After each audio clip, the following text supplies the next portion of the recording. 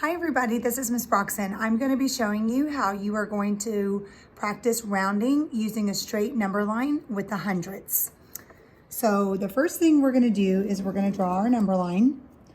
We are going to make 1, 2, 3, 4, 5, 6 notches on our number line. We're going to draw lines underneath those.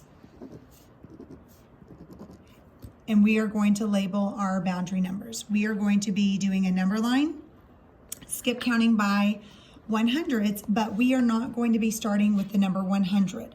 We are actually going to be starting with the number 400. So if we practice counting by 100s, 100, 200, 300, 400, 500, 600, 700, 800, 900, 1000, or sometimes we say 10 hundreds. So we're going to start with the number 400. So we're going to have 400, 500, 600, 700, 800, and 900. Okay? These are called our boundary numbers. They sit on the bottom of the number line.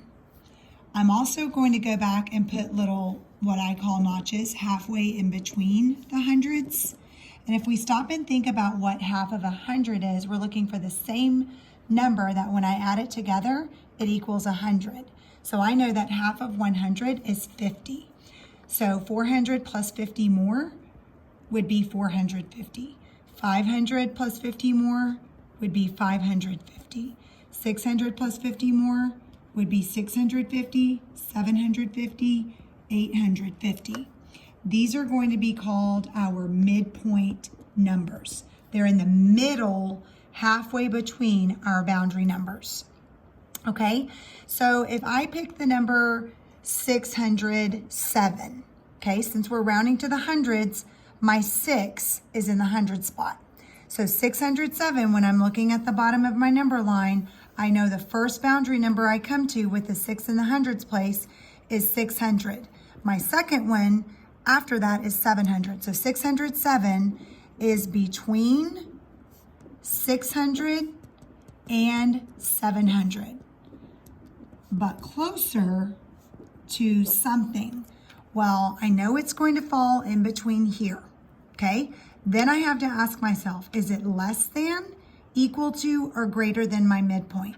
Well, 607 is less than, so I know it's going to be plotted on the left side of my midpoint. And 607 would be about right here on the number line. So I would write it right there.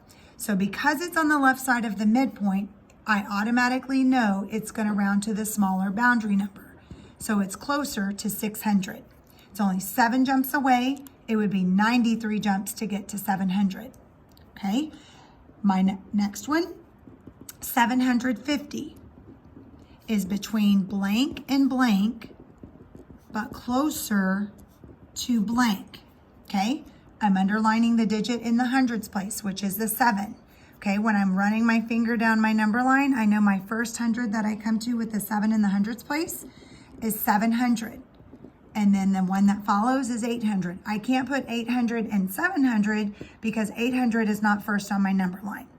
My next question I ask myself, is it less than, equal to, or greater than the midpoint? Well, it's equal to, so I don't need to write it again. All I need to do is just place a dot there.